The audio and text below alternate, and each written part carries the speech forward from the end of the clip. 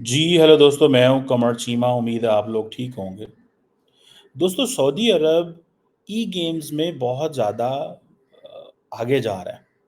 बल्कि सऊदी अरब के तो ई-स्पोर्ट्स फेडरेशन के जो चेयरमैन हैं, वो समझते हैं कि इसमें तकरीबन 38 अरब डॉलर की सरमायाकारी करने जा रहे हैं।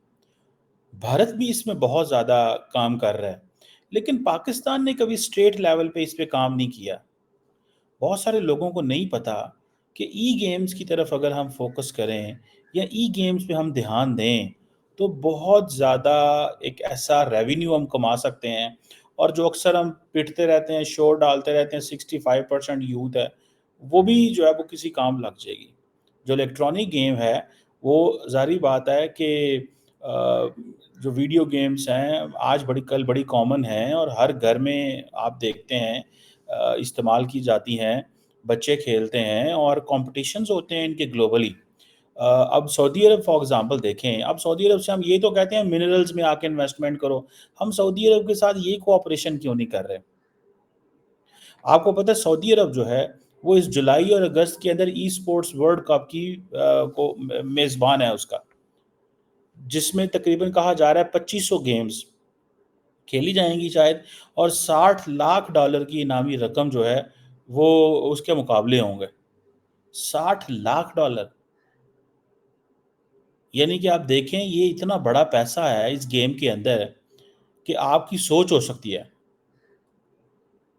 सऊदी अरब क्योंकि इसमें पैसा डाले जा रहा है, ये वो चीज़ है जिसमें इन्वेस्ट करने की ज़रूरत है। ये वो चीज़ है जिसमें सऊदीज़ बड़ी लीड ले रहे हैं और इंडिया भी इसमें बहुत एक्टिव है और इफ़ेक्टिव काम कर रहा है।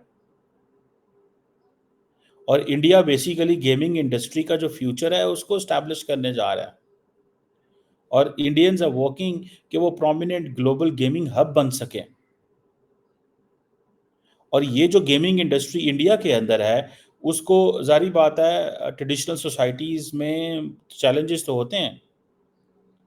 और ये जो ऑनलाइन गेमिंग इंडस्ट्री है, वो एक जिसे कहें वो बेसिकली वो जो डिजिटल इंडिया विज़न है इंडिया का, इंडिया उसको उसके अंदर लेके आ रहा है।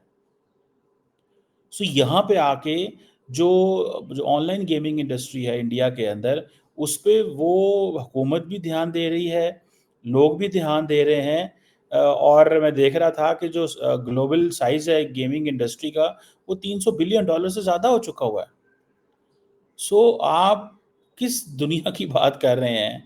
आप क्यों जाना चाहते हैं उन चीज़ों में जिनमें आप इन्वेस्टमेंट तो कर रहे हैं, लेकिन वो चीज़ नहीं है आपको मिलेगी।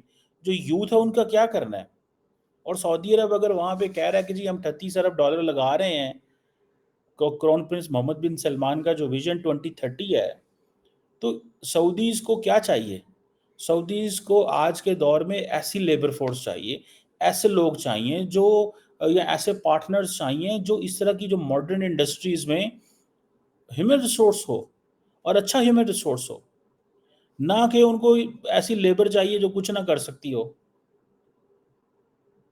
38 अरब डॉलर इमेजिन करें कि वो सऊदीज़ हमें 2 अरब डॉलर देने को 3 अरब डॉलर देते हैं, तो वो आईएमएफ से पहले पूछते हैं कि हम इनको पैसे दे दें, आप इनको दे रहे हैं? लेकिन वो गेमिंग इंडस्ट्री में 38 बिलियन डॉलर की इन्वेस्टमेंट कर देते हैं। सो बाकी वो फुटबॉल या बाकी चीज़ें जो क्या कर रहे हैं, सो जिन चीज़ों की तरफ हमारा ध्यान नहीं है, India and Saudi Arab already उस पे काफ़ी काम कर रहे हैं। ये टेक्निकली काम तो प्राइवेट सेक्टर का है, काम तो ये इंडिविजुअल का है।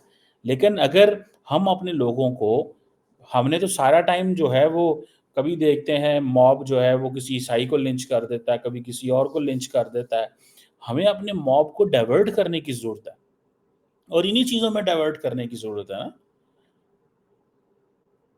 सो ये जो चीज़ें हैं कि अगर हम यहाँ पे पैसा लगा सकें, ई-गेमिंग में लोगों को कन्विंस कर सकें, सऊदी अरब जापान के साथ पार्टनरशिप कर रहा है कि गेमिंग कंटेंट क्या होगा। अब फॉर एग्ज़ाम्पल ये जो मीना नेशंस हैं, ठीक है? मीना रीजन जो है, ठीक है? इसके अंदर भी वो बड़े एक्टिव हैं। सऊदी अरब और जापान जो है वो मिल के लोकलाइज़ गेमिंग एंड डिजिटल एंटरटेनमेंट की चीज़ें जो कंटेंट है वो क्रिएट कर रहे हैं। इससे वो ज़ाहिर बात है कल्चरल एक्सचेंज भी होगा। अभी फॉर एग्ज़ाम्पल जो सऊदी क्राउन प्रिंस मोहम्मद बिन सलमान है, वो जा रहे थे, ठीक है जी, उधर जापान में, तो इस हवाले से भी इन्वेस्टमेंट्स होनी थी, इस हवाले से भी डिस्कशन होनी थी। अच्छा, हम गेमिंग इंडस्ट्री को समझते हैं, ला मुंडे टाइम ज़ाया कर रहे हैं। बच्चे टाइम ज़ाया कर रहे हैं। ये एक इंतहाई प्रॉफिटेबल बिज़नेस है, जो millions and billions of dollars global economy में इंजेक्ट कर रहा है। और आपको पता है कि कोविड के अंदर जब सारे लोग घरों में बैठे हुए थे, तो दे वर जनरेटिंग बिलियंस ऑफ डॉलर्स। सो जो टेक्नोलॉजिकल एडवांसमेंट्स जो हैं, जैसे क्लाउड है, वर्चुअल रियलिटी है, ऑगमेंटेड रियलिटी है, ये गेमिंग मार्केट जो एशिया है और जो इमर्जिंग मार्केट्स में उसमें बहुत फैल चुके हुए हैं। इसीलिए अब नए गेमिंग डेवलपर्स जो गेम डेवलपर्स हैं वो सामने आ रहे हैं। जो मैं आपको बताया कि ये $350 बिलियन की इंडस्ट्री हो जाएगी अगले 1-2 साल में। बिकॉज़ इसके अंदर इनोवेशन आ रही है, बिकॉज़ इसकी डिमांड है, बिकॉज़ डिजिटल लैंडस्केप जो है वो उसका होराइज़न बहुत बड़ा हो चुका हुआ है। अब पाकिस्तान के अंदर हम क्यों नहीं कर सकते? अब पाकिस्तान का ये जो एशिया पैसिफिक रीजन जिसमें हम आते हैं, ये बड़ा सिग्निफिकेंट रीजन है इन डिजिटल गेमिंग मार्केट में। यहाँ पे ग्रोथ रेट भी ज़्यादा है। सबसे ज़्यादा तो पैसे चाइनीज़ कमाते हैं इसके अंदर। वो सुनने में आ रहा है कि कोई 40-42 अरब डॉलर 2023 में उन्होंने कमाए। चाइनीज़ एंड अमेरिकन्स भी इसमें डोमिनेट कर रहे हैं। भाई इधर लगाएँ अपने लोगों को। लोगों को इधर लगाएँ, इन इन इन जगहों पे यूथ को लगाने की ज़रूरत है। मैं तो आजकल जो यंग बच्चे जब पढ़ते हैं, स्कूल, कॉलेज, यूनिवर्सिटी जाते हैं, तो मैं कहता हूँ जी आप अभी एजुकेशन बड़ी इम्पोर्टेंट है। Education is the most important thing in your life, is the most important, यानी कि हम इसके बारे में बात भी नहीं करना चाहते। ठीक है जी, हम इस पे बात भी नहीं करना चाहते कि ये कितनी इम्पोर्टेंट है। कि मतलब कोई ये ना हमें कहे कि जी ये इसकी कोई इतनी वैल्यू नहीं, बहुत इम्पोर्टेंट है एजुकेशन। लेकिन आप पहले 10 साल लगेंगे आपको स्कूल में, अगले 6 साल आपको लगेंगे 7 साल बेसिक एजुकेशन में। और मैं क्योंकि यूनिवर्सिटी में पढ़ाता रहा हूँ, मुझे पता है, जो सोशल साइंसेज़ के बच्चे हैं उनका तो मुस्तकबिल ही कोई नहीं है, ठीक है? मतलब मुझे नज़र नहीं आता, होगा तो बहुत ज़्यादा। देन जो लोग नेचुरल साइंस में हैं या इंजीनियरिंग में हैं या बाकी सब्जेक्ट्स में हैं, उनका एक एक्सपोज़र नज़र आता है कि है एक्सपोज़र। लेकिन क्वेश्चन ये है कि हम इस सारी चीज़ को देखते हुए सालों-साल वेट करते रहते हैं कि बच्चे बड़े होंगे, जवान होंगे, यूनिवर्सिटी जाएँगे, फिर उसकी 30,000 रुपए तनख्वाह लगेगी, अगले 5 साल फिर वो 50,000 होगी, 70,000 होगी। भाई अपने लोगों को एंटरप्रेन्योरशिप में डालें। इंडिया के अंदर ये क्यों बातें हो रही हैं कि इंडियन लड़कियां जो हैं वो कहती हैं मैंने आईसीएस अफसर से शादी नहीं करनी। पाकिस्तान में जो लड़कियां हैं वो पावर के पीछे भागती हैं, इंडियन लड़कियां कह रही हैं हम तो एंटरप्रेन्योर्स के पीछे जा रहे हैं, एंड वाइस वर्सा। इसी तरह जो लड़कियां एंटरप्रेन्योरशिप में हैं, लड़के कहते हैं कि हमें भी वही उसी लड़की से शादी करनी है जो अच्छे वाले पैसे कमा रही है। इसी तरह टर्की को देख लें, वहाँ पे बहुत ज़्यादा इन्वेस्टमेंट आ रही है। पाकिस्तान में भी काफ़ी ज़्यादा है, लेकिन इसको तो मैं समझता हूँ स्टेट लेवल पे इसको फैलाने की ज़रूरत है। देखिए, जिस मुल्क के अंदर 65% यूथ पॉपुलेशन है, मैं इस थोड़ी पुरानी स्टोरी है मुझे, क्योंकि ये गेमिंग का पता नहीं था, तो काफ़ी पुरानी बात होगी, मेरा ख़्याल है 7, 8, 9 साल पुरानी। तो मुझे मेरे साथ एक कोलीग थी यूनिवर्सिटी में, मैडम, तो मुझे वो कहती हैं कि मेरा बेटा गेम खेलता है, तो वो गेम जो है वो उसके साथ एक अमेरिकन लड़का उसके साथ खेलता है। मैंने कहा जी वो कैसे खेलते हैं? वो कहते हैं जी वो ऑनलाइन गेम होती है, वो बैठते हैं, गप्पे मारते हैं, गेम्स भी खेल रहे होते हैं। मैंने कहा यार ये तो बड़ी ज़बरदस्त बात है। लेकिन हमने ध्यान नहीं दिया, हर बंदा जो है वो अपने घर में बैठा हुआ है। ठीक है जी। सो पाकिस्तानी भी ऑनलाइन गेम्स खेलते हैं और ज़्यादा टाइम लगाना चाहिए इस गेमिंग इंडस्ट्री को समझें, इसको रेवेन्यू पर्पसेस देखें। ये 200 पाकिस्तान की मेरा ख़्याल है गेमिंग इंडस्ट्री को 200-300 मिलियन डॉलर की है। कुछ भी नहीं है। अभी आप फॉर एग्जांपल एनिमेशन, गेमिंग और ग्राफिक्स सेक्टर को, ये इसको थोड़ा सा बढ़ा लें तो ये बहुत ऊपर जा सकती है पाकिस्तान में, और ये आपकी जीडीपी को भी बड़ा सपोर्ट दे सकती है। सो ये है वो जगह जहाँ पे इन्वेस्टमेंट करने की ज़रूरत है।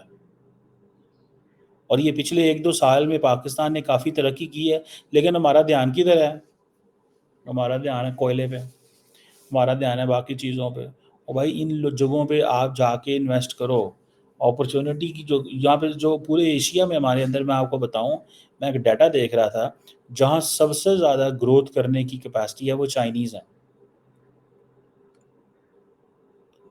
चाइनीज़ की है। वो हाई स्पीड इंटरनेट भी उनको मिलता है, हमारे पास तो वो ब्रॉडबैंड ही नहीं है, इंटरनेट है ही नहीं है, बहुत स्लो इंटरनेट है। और अगर आपके पास स्लो इंटरनेट है, आप गेमिंग कैसे खेलेंगे? आप गेमिंग कैसे खेलेंगे? हम तो इंडिया से भी पीछे हैं, चाइना तो बहुत आगे है, रशिया आगे है, ईरान भी हमसे बहुत आगे है। सो ये जो बहुत सारे ऑब्स्टैकल्स हैं, ये लोगों को फास्ट स्पीड, हमारा ये हम इंटरनेट बंद कर देते हैं यहाँ पे, लोगों को इस बात का एहसास नहीं होता, हुकूमत को इस लेवल पे ध्यान नहीं देते कि इसके क्या कॉन्सिक्वेंसेस हो सकते हैं, इसके क्या कॉन्सिक्वेंसेस हो सकते हैं। आपकी यूथ जो है वो गेमिंग इंडस्ट्री में, ये देखें, ये प्रॉपर एक ग्लोबल फिनोमिनन है, and it goes beyond the borders, it go beyond culture. ये एंटरटेनमेंट नहीं है, ये एक इम्पॉर्टेंट इंडस्ट्री है। आप पहले हो सकता है इसको एंटरटेनमेंट ले सकते हो। पाकिस्तान में इसमें काफ़ी ज़्यादा लोग आए हैं, इट्स एन एक्सपेंसिव थिंग, लेकिन एट द सेम टाइम, जैसे हमने सुना होगा पबजी वगैरह वो, लेकिन वो तो that was very dangerous by the way at that time. ठीक है जी, लेकिन ये एक इमर्जिंग इंडस्ट्री है। अगर सऊदी से 38 अरब डॉलर लगा के उस पे वर्ल्ड कप करवा रहे हैं, तो आप देख लें कितनी इंपॉर्टेंट चीज़ है। अब लोकल जो गेम्स डेवलपमेंट स्टूडियोज इमर्ज कर रहे हैं, पाकिस्तान में भी इस पे काम हो रहा है, लेकिन उस लेवल पे नहीं हो रहा कि जिस लेवल पे होना चाहिए। सो गवर्नमेंट ये स्कूल्स में, कॉलेजेस में, क्योंकि एक बड़ा तबका है जो नहीं पसंद करता, फॉर एग्जांपल कुछ ऐसे बच्चे हैं जो आउटडोर एक्टिविटीज़ नहीं पसंद करते, अगर वो नहीं करते तो भाई उनको बाहर ही रहने दें। अगर आउटडोर एक्टिविटीज़ नहीं करते तो वो ये पसंद करते हैं, तो उनको इसमें लगा दें, इसमें कौन सी बात है, लेकिन लगाएं तो सही भाई, उनको इन चीज़ों में इंगेज तो करें। इससे जितना वो फॉरेन एक्सचेंज आएगा, आपकी सोच है।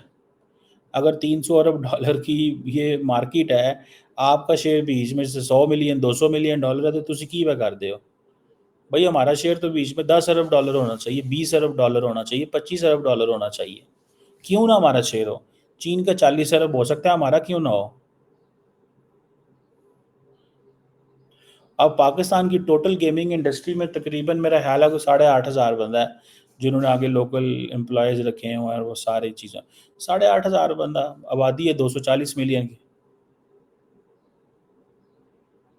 सो हमें तो यहाँ पे जिसे वो कहते हैं ना, मैसिव इन्वेस्टमेंट होनी चाहिए, मैसिव पैसा आना चाहिए। और अगर हम ये ध्यान नहीं देंगे, तो ज़ाहिर बात है, देखिए ये ग्लोबल कंपटीशन है।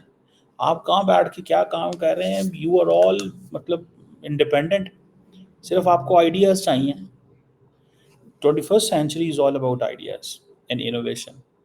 जिसके पास अच्छे आइडियाज़ हैं वो तरक्की करेगा, एंड इट, और वो आपका जो आइडिया है वो सारे का सारा कहाँ पे फंस जाना है, अगर आपने उसको इम्प्लीमेंट नहीं किया, उसको अच्छा इन्वेस्टर नहीं मिलेगा। सो पाकिस्तानी लोगों को अच्छे इन्वेस्टर्स की ज़रूरत है, और ये एक इकोसिस्टम क्रिएट करना चाहिए। सबसे बड़ी बात, मैं तो इकोसिस्टम के हक़ में हूँ। मुझे ये है कि पाकिस्तानी जो बच्चे बच्चियाँ हैं, उनके पास बहुत सारी अपॉर्च्युनिटीज़ आ सकती हैं, इन केस अगर हम ये ध्यान दें।